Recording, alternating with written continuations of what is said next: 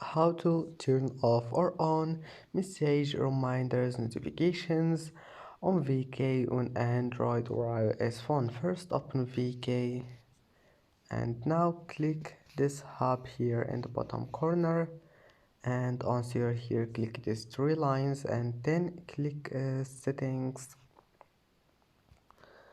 and here you will find notifications, and then click message reminders, and here you can find push notifications. You can turn it off or on, it's easy, and then just go back, it will be saved.